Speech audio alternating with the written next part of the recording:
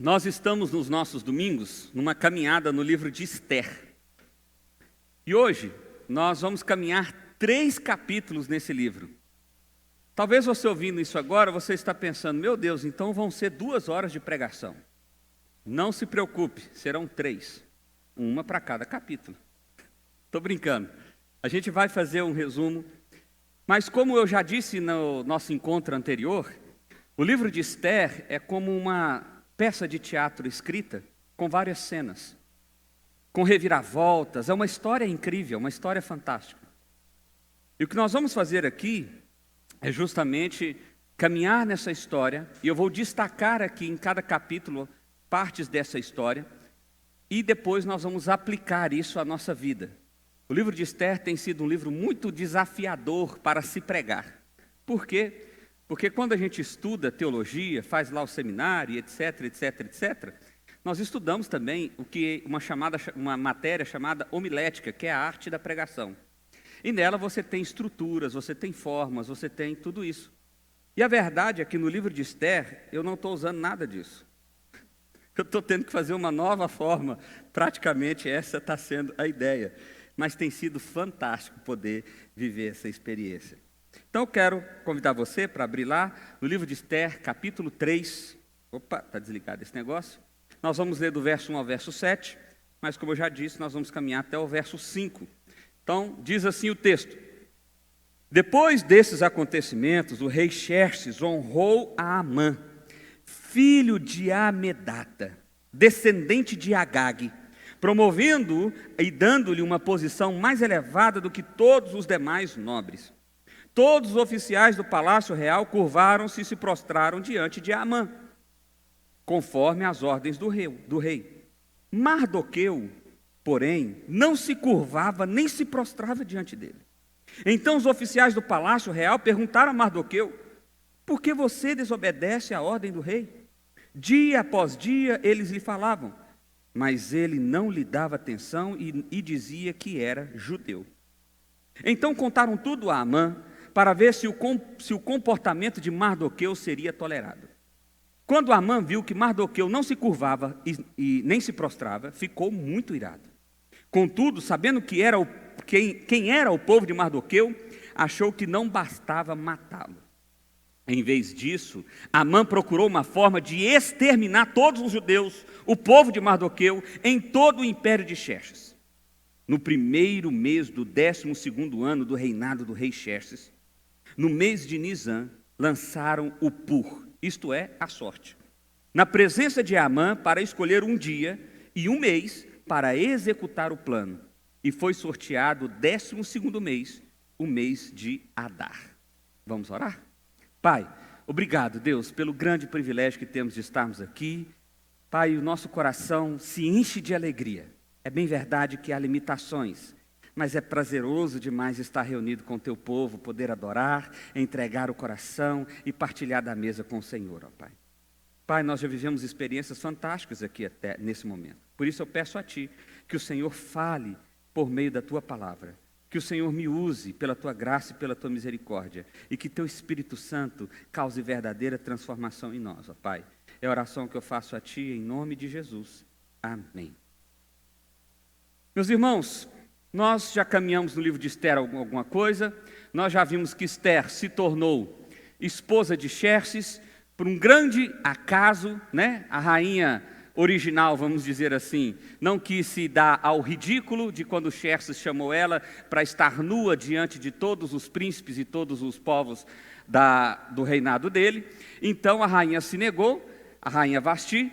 Ele ficou irado, recebeu os conselhos dos príncipes para expulsar a rainha da presença dele e mandar essa rainha para o quinto dos infernos. E assim ele fez, mandou a rainha para longe e ele foi guerrear, perdeu a guerra com a Grécia. E no capítulo 2 a gente viu o processo de seleção da escolha de uma nova rainha. E Esther era uma moça bonita e simpática. É isso que a gente vê no texto, as duas qualidades que o texto destaca dela. Ela era muito bonita, fisicamente falando, mas sobretudo ela era muito simpática, de forma que o texto vai narrando a história e você vai vendo que todo mundo que conhece ela se apaixona por ela. Acha ela fantástica, acha ela bonita, acha ela isso, acha ela aquilo, e favorece ela de todas as formas possíveis.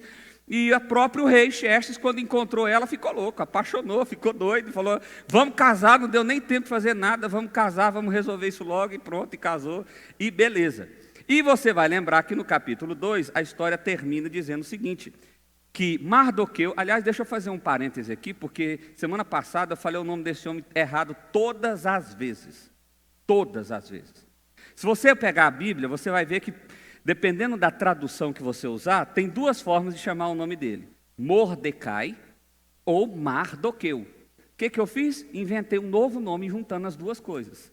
Eu chamei ele de Mordequeu. Foi isso, não foi? Mordequeu. Então eu juntei os dois, foi um novo nome aí, de repente até fica aí. Mas vamos falar certinho, Mardoqueu, tá bom? Então, Mardoqueu viu que estava gente tramando para matar o rei. E aí ele foi lá, avisou Esther. Esther avisou o rei investigou, descobriu quem era, eram os soldados, na verdade eles já sabiam. E aí, acabou os soldados, beleza. E termina o texto dizendo o seguinte, que ficou registrado nos livros, nos arquivos do rei. Mas ele não recebeu uma recompensa, o que era comum naquela época. Ele não recebeu nada, nem o obrigado, nada. Nem foi para a presença do rei, nem um jantarzinho ele não recebeu. E aí o texto, capítulo 2, terminou assim, pá. E o capítulo 3 começa contando a história de um caboquinho chamado Amã. Amã é o grande vilão da história de Esther. Amã é o Lex Luthor dessa história aqui. Amã é realmente o cara que vai dar tempero para a história, vamos dizer assim. Tinha um amigo meu que ele dizia o seguinte, olha, o meu casamento é tão bacana que pelo menos uma vez por mês eu brigo com a minha mulher. Aí eu falei, por quê? Eu falei, para não ficar sem graça, porque também ficar aquele negocinho só bonzinho, então eu invento uma briga lá, pelo menos uma vez por mês a gente dá para dar uma emoção no casamento. Eu falei, rapaz, isso é meio doido. Isso não é comum, não. Então, Amã é o cara que vai discutir aí. Bom, para a gente entender a história, vou fazer do mesmo jeito de semana passada, beleza? Eu vou contar a história, a gente vai aplicar algumas coisinhas aqui, mas no fim é que a gente vai aplicar as nossas vidas, tá bom? Então, Amã começa o texto dizendo que ele foi promovido a uma espécie de primeiro-ministro, ou seja, depois do imperador, era ele que iria mandar no império, certo?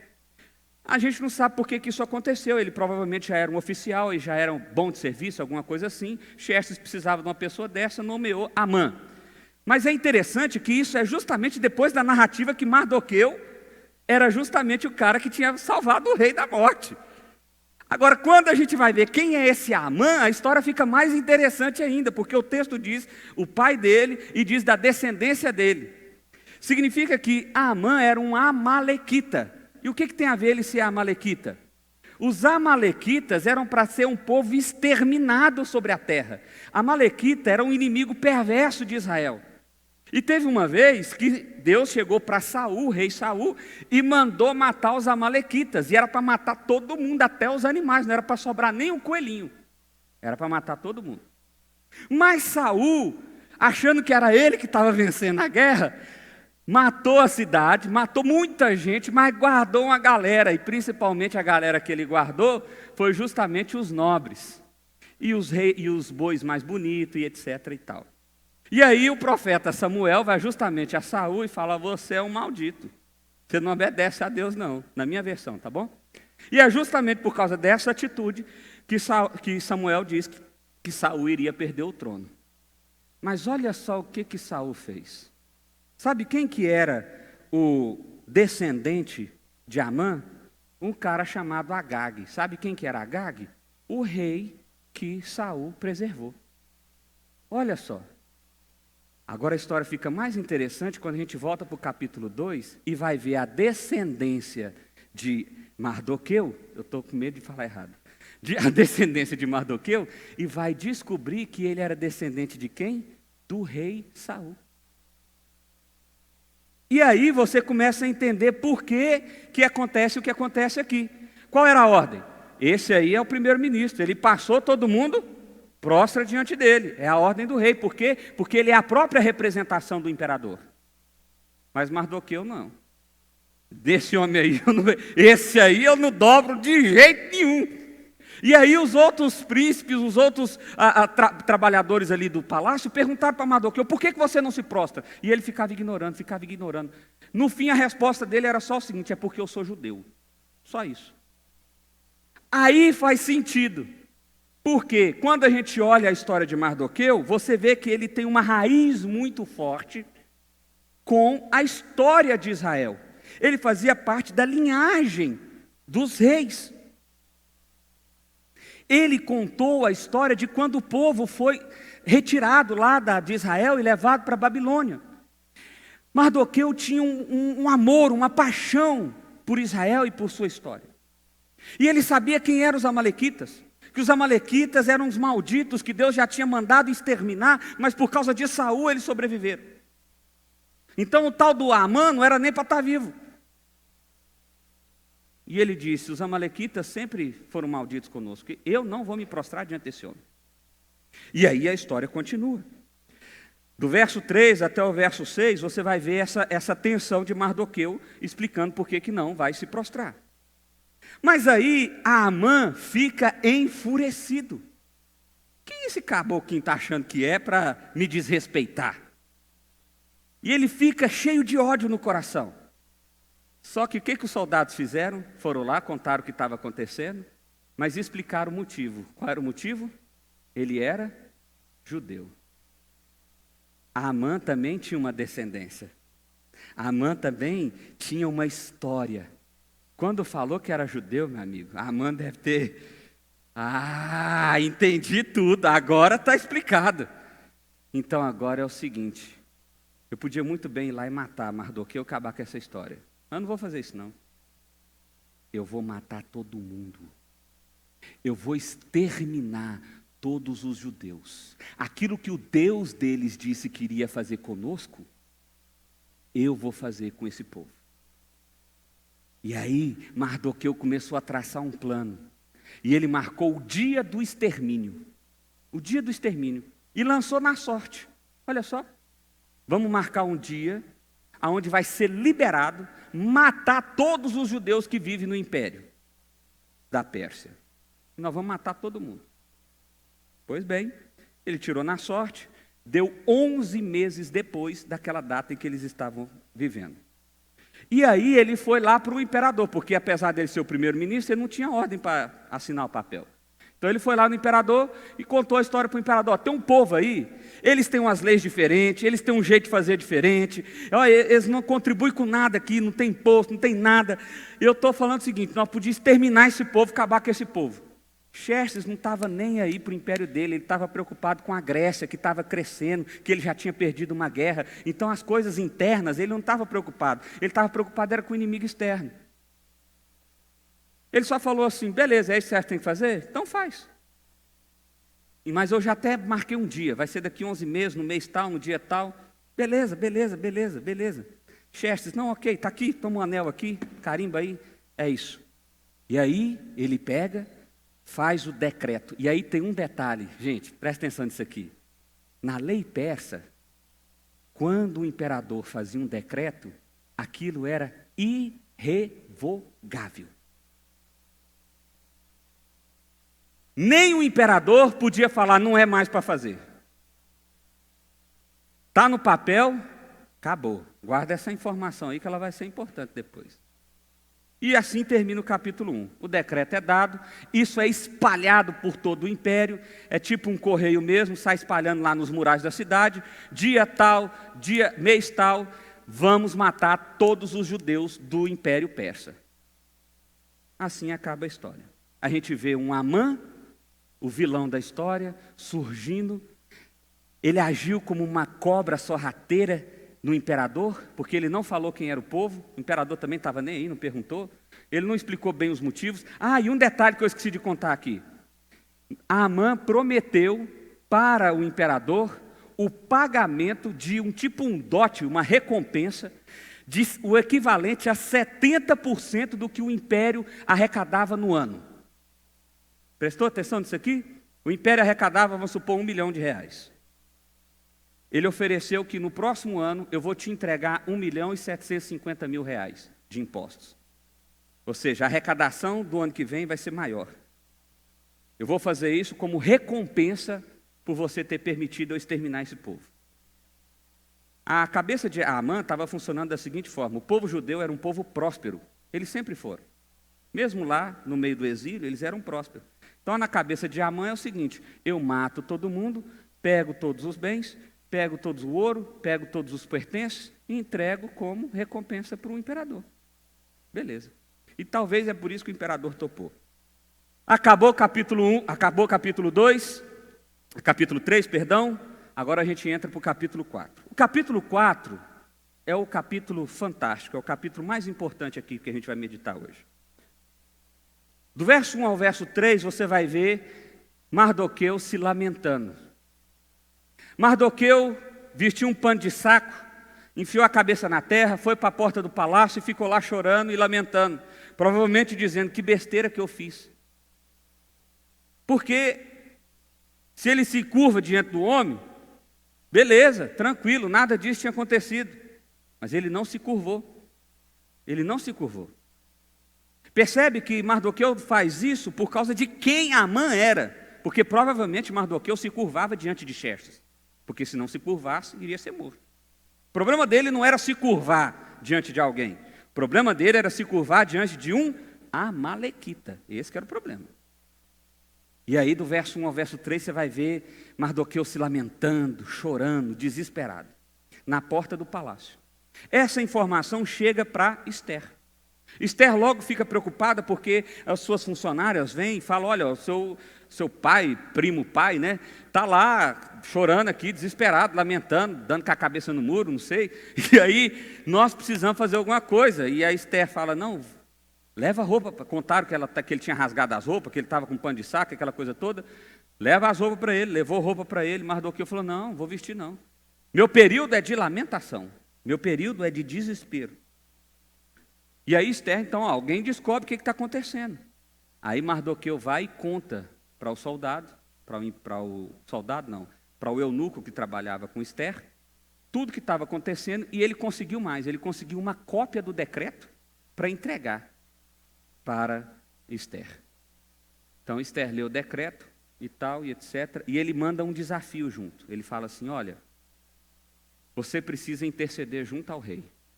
Você precisa fazer alguma coisa, porque você é a nossa única esperança. Ninguém vai conversar com o rei. O que Ester responde? Eu não posso ir. Eu só posso ir quando ele me chamar. E já tem mais de 30 dias que ele não me chama. E eu não sei se... Porque tinha uma lei na Pérsia que se alguém se apresentasse diante do rei sem ser convocado, era morto na hora. Podia ser rainha, podia ser príncipe, podia ser quem fosse. Então Ester pegou e falou assim: ó, eu estou fora. Deixa eu dar uma pausinha aqui para falar algumas coisas sobre isso na nossa vida. Quantas vezes na nossa vida nós estávamos numa circunstância em que poderíamos fazer algo certo, mas se fizéssemos poderíamos ser prejudicados? Qual é a opção que nós escolhemos? Porta número 1. Você ajuda e corre o risco. Porta número 2. Você sai correndo e todo mundo que se dane. Qual é a porta que a gente entra? Número 2. A gente faz como Ester fez. Eu não posso. Você está doido? Eu vou morrer. Eu não posso. Mardoqueu, então, logo em seguida, do verso 10 até o verso 14, usa um discurso mais difícil, mais pesado. Lembra que Mardoqueu era a figura paterna de Ester. E Ester era uma menina obediente. A gente vê isso no capítulo 1, no capítulo 2. Mas parece que ela ficou com medo. Então Mardoqueu diz duas coisas para ela, muito importantes. Primeira coisa: Ester, você está achando que você não vai correr na faca também, não? Você é judia, minha filha. No dia vai morrer todos os judeus. E você é judia. Significa que você vai entrar também. Você está achando que você vai sobreviver? Vai não. Segunda coisa, Ester. Será, Ester, que não foi justamente para isso que você foi colocada nessa situação? Será, Ester, que o caminho não foi preparado para que você fosse rainha, para que você estivesse nesse momento, nessa hora, nesse lugar, para interceder em favor do seu povo? Será, Esther? Você parou para pensar nisso? Ah, meus irmãos, isso aqui rasgou meu coração quando eu ouvi esse negócio aqui. Porque, vocês já me ouviram falando várias vezes, não existe coincidência, existe Jesuscidência. Eu já falei isso, essa é a frase teológica mais profunda que eu conheço. Porque ela fala que Deus é soberano, ela fala que Deus está no controle de todas as coisas, e ela fala que Deus está nos detalhes de todas as coisas. Mas a gente não acredita nisso, não. A gente acha que as coisas é coincidência. A gente acha que as coisas acontecem por acaso. Deus não tem nada a ver com esse negócio, não. Porque nós perdemos a perspectiva de um Deus soberano, de um Deus que é diretor do teatro, escritor da peça e que coordena todas as cenas, e começamos a pensar que nós é que somos essa figura. É isso que aconteceu com Esther. Porque Esther já tinha 4 anos que era rainha. Você lembra como é que foi para ela ser rainha? Foram 4 anos também para ser rainha. O último ano, você lembra como é que foi? No spa. Óleo de acácia durante 6 meses todo dia e óleo de sei lá das quantas durante 6 meses todo dia. Esther sofreu? Não. Virou rainha, você acha que a vida dela ficou pior ou melhor?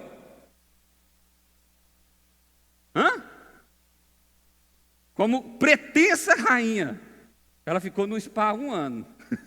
Como rainha, você acha que ela saía de lá? Eu quero mudar minha vida. Eu quero correr o risco de sair da minha zona de conforto. Eu quero correr o risco de sair dos meus olhos de acácia. Eu quero sair do... Você está de brincadeira, Mardoqueu? Se você quiser, eu te dou uma roupinha. Se você quiser, eu te dou de comer. Se você quiser, eu até te escondo. Mas não tira da minha vida, não. Eu vou enfrentar esse imperador. Esse homem é louco. Eu vou entrar na frente dele, ele vai me dar uma facada no pescoço, acabou tudo. Acabou minha vida boa. Acabou meu luxo. Eu ganhei na loteria, Deus me abençoou, e você quer me amaldiçoar, Mardoqueu? Quantos de nós não estamos levando a vida desse jeitinho? Dessa forma? Sem nenhum nível de compaixão, com o outro. Está sem roupa?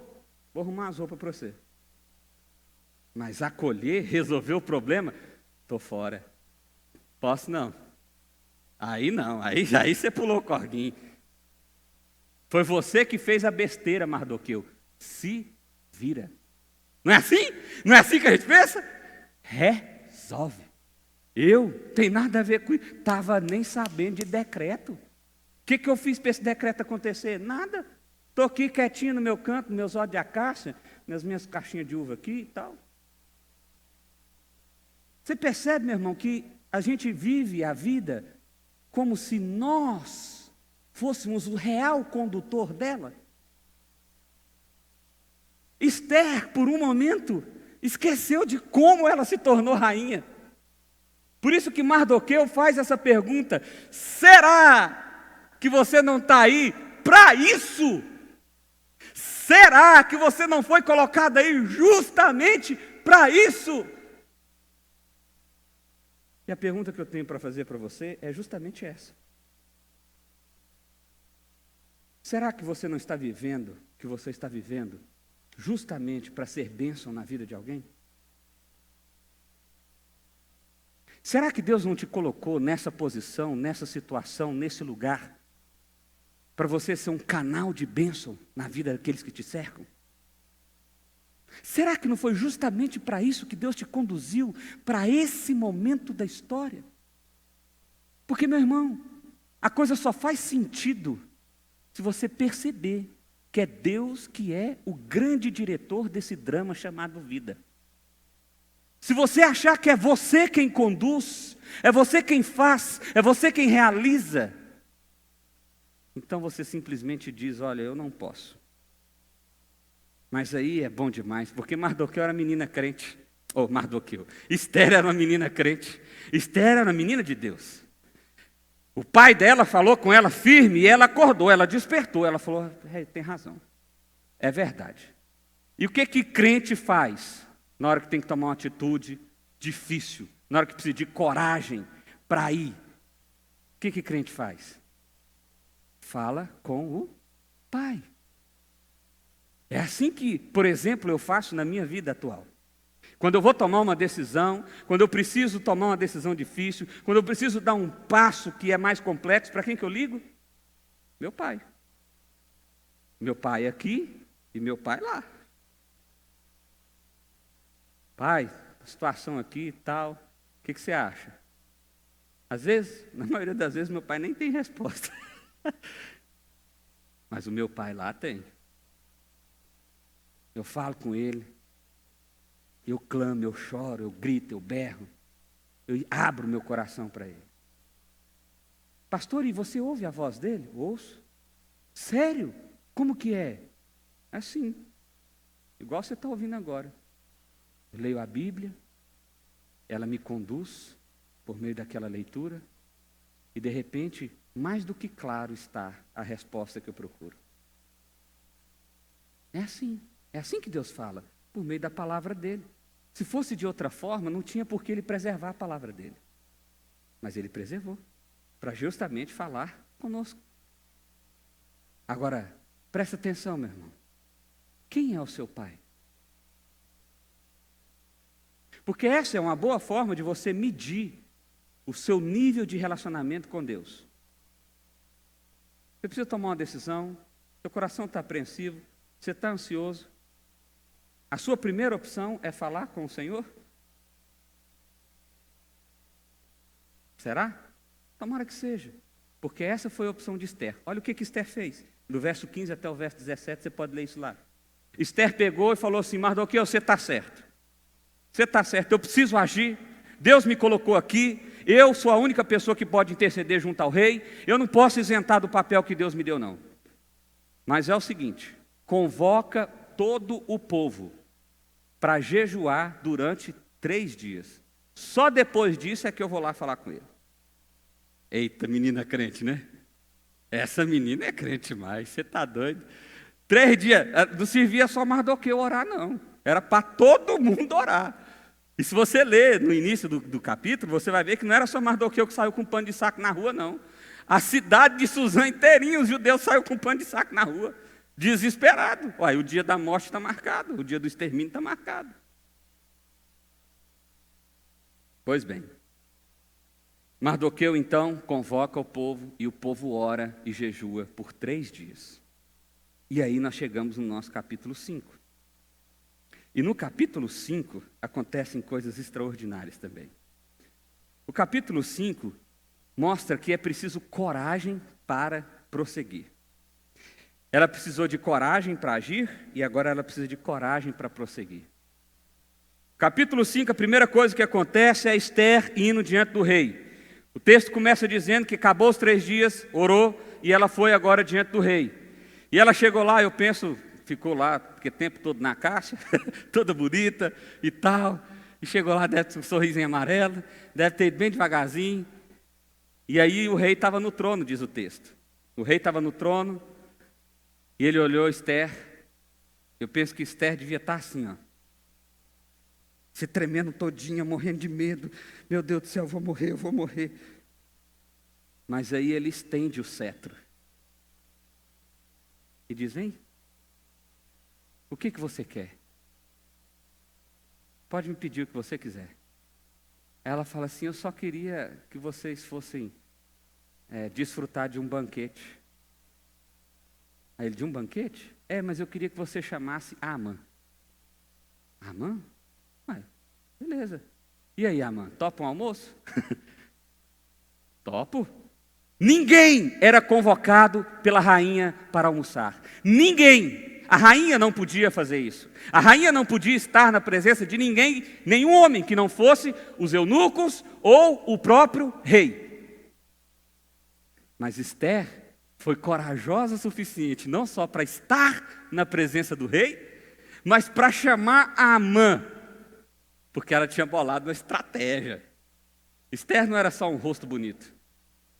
Esther era inteligente.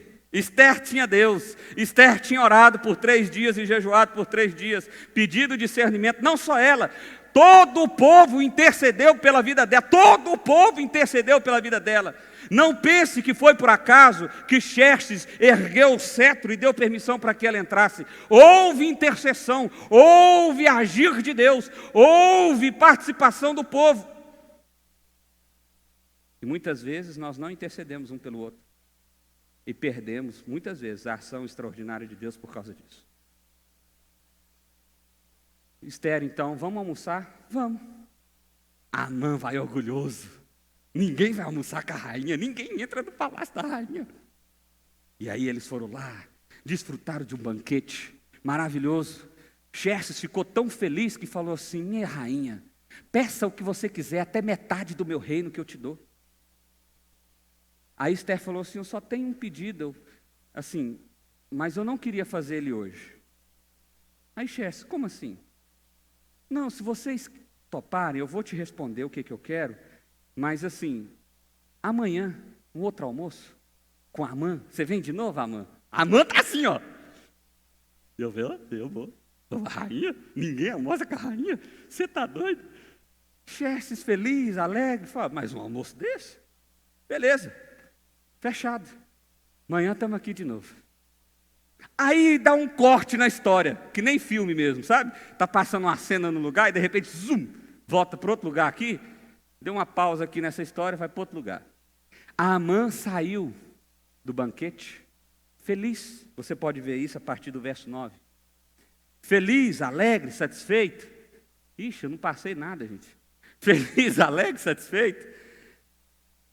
E aí a Amã vê o tal do Mardoqueu na porta do palácio, lamentando com um pano de saco na cabeça, sem roupa, todo rasgado. Amã já fica irado. Amã já chega em casa irado. Ele chega para a mulher dele e fala assim: olha, eu tive um dia maravilhoso, mas o tal do Mardoqueu me entristece, me enche de ódio, me enche de raiva. Aí a mulher, calma, fica tranquila. A mulher chama Zeres. Nunca põe o nome em alguém de Zeres. Não faça isso. Porque você vai ver que essa mulher não é gente boa, não. Casou com o cara certo. O cara era ruim, a mulher era ruim também. E aí Amã começa a colocar todo o orgulho dele. E ele vai dizendo, chama os filhos, chama os parentes, chama os vizinhos, chama todo mundo. Hoje eu estive com a rainha, eu tive um banquete maravilhoso com a rainha, e mais, ela me convidou de novo, eu vou de novo amanhã estar com a rainha. Ninguém nunca foi convidado pela rainha, eu sou o homem mais querido do império, o rei me adora, eu sou rico, milionário, meus filhos são extraordinários, eu sou, e eu sou. Só tem uma coisa que me entristece na vida: o tal do Mardoqueu. Esse Mardoqueu, mas esse homem, ele vai. Aí Zeres, quietinha, a mulher não tinha nem que falar naquela época, tinha que ficar quietinha. Mas não, ela vai dar uma opinião. Ela fala assim: maridão, por que você não mata esse homem logo? Manda fazer uma forca para ele, bem grandona, na entrada do palácio lá. E manda matar ele amanhã bem cedinho, não perde tempo não. Eita, o homem já estava inflado, o homem já estava cheio de orgulho, o coração dele já estava assim, ó. E a mulher fala um negócio desse, o que ele fez? Isso é que é mulher. Essa mulher sabe do que eu gosto. Ele pegou e falou: você está certa, mulher, eu vou fazer isso, é agora. Seguinte, já vai construindo esse trem de madrugada, que amanhã cedo nós vamos matar esse homem. Acabou a história.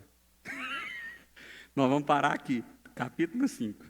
Pastor, quer saber o que acontece? Semana que vem, igual série da Netflix. Uma diferença é que você está com o roteiro na mão, né? Você pode muito bem adiantar a série. Mas eu quero fazer algumas observações para você aqui. O que isso tem a ver com a minha vida? Essa é a pergunta que a gente tem tentado responder depois que a gente entende a história. Em primeiro lugar, pecados do passado podem voltar a nos assombrar. Você precisa pensar sobre isso. É por isso que você precisa evitar o pecado. O pecado de Saul, que tirou ele do trono, que fez com que ele perdesse guerras, que fez com que ele ficasse louco, estava prejudicando o povo dele 200 anos depois que Saul já tinha morrido. 200 anos depois. Significa que o pecado que você fez ontem pode te assombrar depois da manhã, mas pode te assombrar também daqui 20 anos. Por isso que não é bom pecar. A gente nunca sabe o tamanho da consequência dele. Agora, tem uma coisa boa. Se teve consequência, significa que você é filho de Deus. Porque Deus só bate nos seus filhos. Deus não bate em quem não é filho dele. Então, se o seu pecado teve consequência, show de bola. Estou apanhando, mas estou apanhando do meu pai. Estou apanhando do meu pai. E apanhar do pai é bom. É bom demais. É bom demais. Porque serve para nos redirecionar, para repensar, para refazer, para recomeçar e por aí vai. Mas, na dúvida, qual que é o melhor caminho? Peca não. Na dúvida, é melhor você não pecar. Melhor você não pecar. Segundo lugar, poderão surgir grandes vilões em nossas vidas, mas isso não muda o fato de que Deus é Deus. Amã deu xeque-mate. Ele era o primeiro-ministro, ele tinha o decreto do rei, que era irrevogável, e ele estava fazendo o que ele queria, que era finalmente se vingar dos judeus. Ele ia honrar todo o povo dele, os amalequitas. Mas Amã era o diretor da peça? Amã é o escritor da história da vida? Amã é aquele que direciona as cenas? É? Não. Às vezes podem surgir vilões, pessoas que nos perseguem, com motivo ou sem motivo, pessoas que atrapalham a nossa vida. Podem surgir circunstâncias dolorosas, difíceis. Mas isso não muda o fato de que Deus é Deus. Não muda. Lembra do Salmo 27 que a gente leu aqui no início? Espere no Senhor, com força, coragem. Espere no Senhor. Porque a história é dele. Nós estamos vivendo, o roteiro é dele. Nós estamos seguindo o caminho que é dele. E para dar uma emoção, de vez em quando vai surgir um vilão. Ó, até rimou. Terceiro lugar, poderão haver dias em que nos resta apenas lamentar. Pode ter dias que vilões vão se levantar e pode ter dia também que o que resta é lamento. O que Mardoqueu podia fazer, me diz? O decreto estava pronto, ele provocou o cara errado. E agora o que ele podia fazer? Lamentar, chorar, se entregar à dor. E às vezes é bom a gente fazer isso mesmo. O fato de você ser filho de Deus, o fato de Deus ser o rei do universo e o fato dele ser o dono da história, não significa que não terão dias de lamentos para nós. Aliás, se você ler o Antigo Testamento, o que você vai ver é lamento. Se você ler os Salmos, você vai ver muitos salmos de lamento. E se você tiver dúvida, na Bíblia tem um livro chamado Lamentações. Então, se a Bíblia fala de um assunto, é de lamento, de dor, de choro, de dias maus. Eu não sei que Bíblia que alguns leem, onde só vê vitória, só vê coisa boa e não tem nada de ruim acontecendo. Rasgaram mais da metade dela, porque até Jesus lamentou. Até Jesus lamentou. Quarto, Mesmo diante do sofrimento, somos convocados a agir, a prosseguir e a apoiarmos em Deus. Esse é o pulo do gato, como o pessoal diz. Enquanto uns choram e se entregam, e até alimentam isso, porque hoje em dia as pessoas são tão sensíveis, cada dia mais sensíveis, que as pessoas alimentam a dor. É bom. Parece que se o dia foi bom, tipo assim, a temperatura está legal, não está nem calor, nem frio. A pessoa não sabe o que fazer. Gente, que dia é esse? Esse dia é bom. Eu sempre digo que o dia está muito quente ou está muito frio. E agora eu tenho que dizer que o dia é bom. Ai, meu Deus, o dia é bom. Tem gente que é assim, alimentador. Alimentador. Eu já contei isso, mas é tão interessante. Nos dias que eu estava com o corona, teve 4 dias que eu fiquei pior. De corpo, com sintomas e tal, essa coisa toda.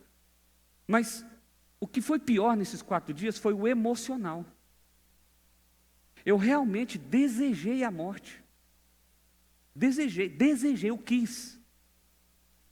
Porque parecia que era a única saída. E eu tinha raiva de mim mesmo por pensar aquilo. E eu ficava com mais raiva de mim por pensar assim: você é muito fraco. Não é possível que você é tão fraco. E eu ficava com raiva, e ficava lamentando, e com mais raiva, e foi assim. Meu irmão, não faz sentido nenhum viver esse ciclo. Sentido nenhum. 0 sentido. Porque, peraí, as circunstâncias podem mudar, mas a realidade de que Deus é o meu Deus não muda. A realidade de que eu estou vivendo a história dele, que eu estou nas mãos dele, sendo conduzido por ele, não muda. Então eu ficar parado, alimentando a dor, me vitimizando, me colocando numa condição ruim, achando bom e alimentando cada dia mais. Não, você foi chamado para agir. Você foi chamado para prosseguir. Ah, pastor, não tem coragem. Show de bola. Porque vai vir um Mardoqueu na sua vida e vai falar: e se Deus te colocou nesse lugar para você fazer isso, e agora? Para te lembrar que a história é dele, que você é conduzido por ele, e que por causa disso não há motivos para ficar parado. É para prosseguir, é para ir, é para caminhar, é para ir adiante.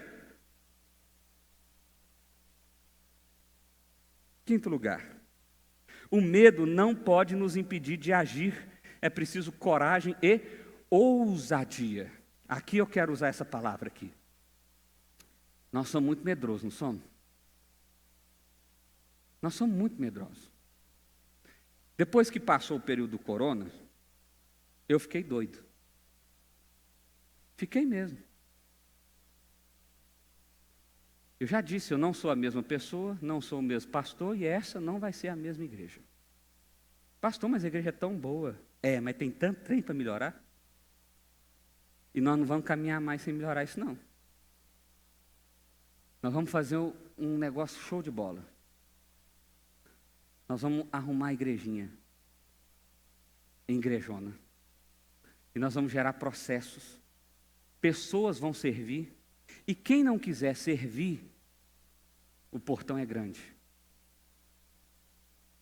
Eu já disse isso outras vezes aqui. E não aconteceu nada. Mas dessa vez vai acontecer. Porque nós vamos começar uma operação chamada antiparasita. Sabe como é que é parasita? Sabe aqueles bichinhos que ficam debaixo do tubarão? O tubarão come um trem, aí sobra, ele pega ali, ele fica ali.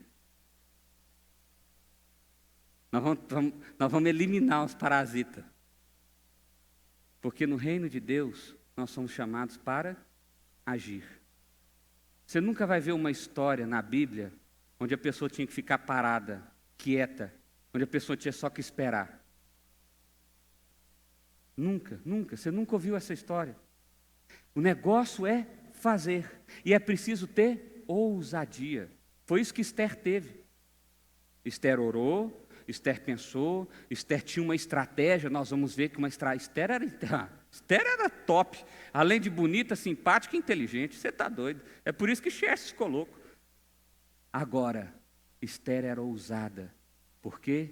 Porque ela estava vivendo a história de Deus. De Deus. E é isso que nós precisamos construir.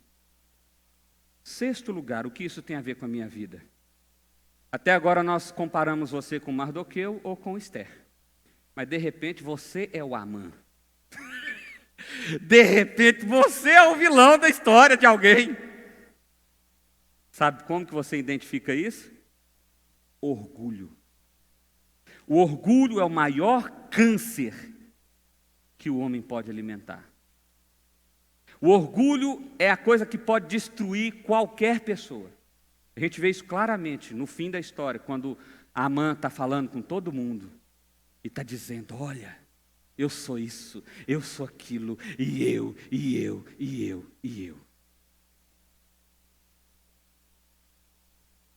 Dá uma seguradinha aí, como diz um amigo meu. Relaxa. Você é alguém vivendo a história de Deus. E se você não se identificar assim, possivelmente você vai ter o mesmo destino que Amã, que nós vamos ver na próxima semana. E não é coisa boa, não. O orgulho, meu irmão, é o que destrói todo e qualquer ser humano. Até os pequenininhos. Eu estava vendo o Isaac lá. O Isaac agora está demonstrando mais emoções. Eu não sei se isso é bom ou se isso é ruim. Ele ri o tempo inteiro. Mas se você pega um trem da mão dele, que está na mão dele, ele grita e ele fica... menino. Vai ver com quantos pau faz uma canoa. Deixa sua mãe afastar um pouquinho para você ver.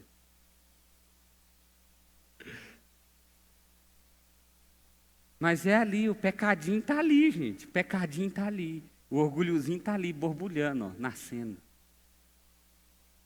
No nosso coração, às vezes ele já tomou tudo. O que fazer? Isso tem a ver com sua vida. O que fazer? Em primeiro lugar, não negocie seus valores do Evangelho. Não negocie. Não negocie. Nós estamos usando o exemplo de Mardoqueu mesmo. Para ele era importante não se curvar diante de uma amalequita, já que os amalequitas tentaram matar Israel e destruir Israel a vida toda. E ele assumiu isso e viveu isso. Então, assuma quem você é. Eu cuido com um negócio no Instagram, uma pessoa falou assim, pastor do céu, você ficou doido? Que eu coloquei assim. Eu falei, eu já fiquei doido, que eu falei, mas ninguém acredita. Eu falei no Instagram, se você não viu, eu coloquei uma frase assim, como viver o Evangelho seguindo os desejos do nosso coração. Aí eu pus um segundo post, acorda, não tem como. Coloquei as palavras de Jesus lá, aquele que quiser vir após mim, pega a sua cruz e siga-me. E aí eu dei 2 conselhos. Primeiro conselho, ou você deixa de ser um crente medíocre e passa a viver o Evangelho de verdade, ou segundo conselho, deixa de ser crente e deixa de envergonhar o nome de Cristo. Das duas formas você resolve o problema. Porque é bom, meu irmão, você pagar e falar, cara, eu torço para o Flamengo, mas eu jogo para o Vasco. Não tem jeito de fazer isso. Tem? Não tem, não. A torcida nem deixa. Segundo lugar, fuja do pecado, pois ele pode perseguir você por muito tempo. Então o pecado não é brincadeira não, meu irmão. As consequências do pecado não é um negocinho que você pecou hoje, resolveu amanhã, não. Esse negócio pode voltar. E toda vez ele vai te machucar. Não é ruim não, porque vai te lembrar também que você precisa lembrar que você é pecador, que você precisa de Deus, que você é dependente dEle e que você precisa da graça e da misericórdia dEle. Mas, na dúvida, é melhor fugir. Foi isso que o apóstolo Paulo falou. Não brinca com o pecado não, ó. Corre dele. Corre. Terceiro lugar, deposite toda a sua esperança em Deus, mesmo que exista um Amã em sua vida. Porque o Amã não é dono da história. Quem é dono da história é Deus. Você precisa começar a acreditar nesse negócio. Quem é dono da história é Deus. Ainda que você não entenda os detalhes dela, ainda que você não entenda exatamente como ela está caminhando, mas a história é dele. Ainda que você tenha 2, 3, 4, 10 Amã na sua vida. Porque às vezes você está pensando, pastor, meu caso é só um, não, é uns 2 ou 3. Quarto, nos dias de lamentações, não fique inerte, mas tome coragem para agir. Nos dias que forem mais difíceis de viver, ao invés de você ir para uma cama, chorar o dia inteiro e ficar retroalimentando aquela dor, se vitimizando, e você ficar um dia, 2 dias, 3 dias, 4 dias, 10 dias, 1000 dias, levanta. Estou dizendo que é para não chorar, não, chora. Chora, tem dia que é dia de chorar, mas acabou o tempo do choro, levanta, ergue a cabeça e age. Tem que ter coragem para agir, tem que ter força para agir. O próprio texto bíblico diz isso. Não é um negócio simples nem fácil não, mas levanta, é hora de mudar, é hora de continuar a caminhada. Deus não me fez para ficar parado, Deus me fez para andar. Olha, Deus gosta tanto de andar, que fez o povo peregrinar pelo deserto 40 anos, eles estavam andando em círculo, mas eles não ficavam parados, não ficavam. Por que Deus não deixou 40 anos aquele povo parado, já que não era para sair do deserto? Porque ficar parado não é coisa de Deus, não, é para andar, e é na caminhada que eles aprenderam. Nem todo mundo, teve alguns que foram reprovados e ficaram pelo caminho, mas é na caminhada que eles aprenderam a ser povo, que eles aprenderam a ser adoradores, que eles aprenderam a investigar o próprio coração. Na caminhada, não fique parado. Sexto e último lugar, aliás, quinto, não tenha pressa em resolver. Lembre-se que você está vivendo o drama de Deus. Isso aqui é para lembrar do que Esther fez. Esther não foi afoita, ela não chegou lá, pode pedir o que você quiser, eu quero que você livre o meu... Não,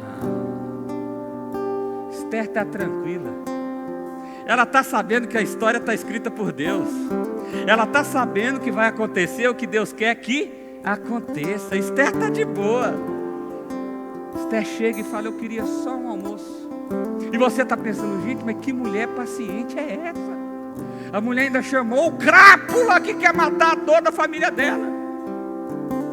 Serviu um banquete. Se não bastasse, volta amanhã. Volta amanhã aqui que eu quero servir mais um banquete.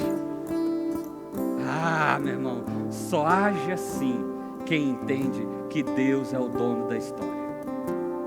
Quem não entende que Deus é o dono da história está afoito. Eu preciso resolver, eu preciso fazer, eu preciso não sei o quê. Ai, tem que ser agora. Não, tem que ser agora não. A história não é sua, o roteiro não é seu, é no tempo dele, do jeito dele, na hora dele. Sexto lugar, arrependa-se, isso aqui é importante mais, urgentemente do seu orgulho, antes que seja tarde demais, porque para Amã vai ser tarde demais. Arrependa-se urgentemente, correndo, desesperadamente do seu orgulho. Uma última frase, agora é para terminar de verdade. Presta atenção nessa frase, meu irmão. É muito interessante perceber que a Bíblia jamais escondeu as lutas do povo de Deus. Nunca. Está tudo lá, escrito em detalhes. Jamais escondeu os muitos vilões que surgem na nossa caminhada. Oh, em Israel teve muitos. Oxe, se teve. E sempre nos mostrou que o nosso herói e Salvador é somente o nosso Pai e Senhor de todas as coisas. No drama da Bíblia, da história do povo de Deus, você sempre vai ver dor, choro, lamento, mas você também sempre vai ver salvação, cuidado e sustento. De quem? Do Pai, porque Ele é o nosso herói. Diante desse fato, o que você escolhe? Dirigir a sua vida ou confiar no verdadeiro diretor desse drama? Qual é a sua escolha? Dirigir a sua vida ou confiar no verdadeiro diretor desse drama? Vamos orar? Feche seus olhos. Pai, obrigado, Deus. Obrigado porque o Senhor é extraordinariamente bom. Obrigado, Deus, porque o Senhor conduz a sua história e nos conduz por meio dela. Pai, é verdade que tem dias maus, dias ruins, pessoas ruins que se levantam contra nós, circunstâncias que nos abatem, ó Pai. E sim, muitas vezes a nossa vontade é só chorar, é desistir, é pular fora. Mas então o Senhor nos encoraja novamente. Então o Senhor nos mostra que é o Senhor quem é o dono da história. O Senhor nos mostra que é o Senhor quem nos colocou no lugar certo, na hora certa, com o propósito certo. O Senhor desafia o nosso coração a agir. E Pai, nós te louvamos por isso. Obrigado porque o Senhor não precisaria fazer isso. Obrigado porque até essa chamada de atenção, esse despertar, esse encorajar do nosso coração é sinal da graça, é sinal da misericórdia. Por isso nós te adoramos, por isso nós o reconhecemos como nosso Pai. Por isso dizemos: bendito seja o nome do Senhor. Em nome de Jesus, Pai, vá de encontro com cada irmão aqui, nas casas, aonde estiverem. Restaura, Deus, o coração quebrado. Restaura, Deus, a visão sem esperança. Traga nova esperança. Renova o ânimo, ó Pai. E aqueles que têm alimentado a dor há tanto tempo, aqueles que têm retroalimentado esse sofrimento, esse lamento, Pai, em nome de Jesus, erga os olhos dessas pessoas. Traz um ânimo do trono do Senhor.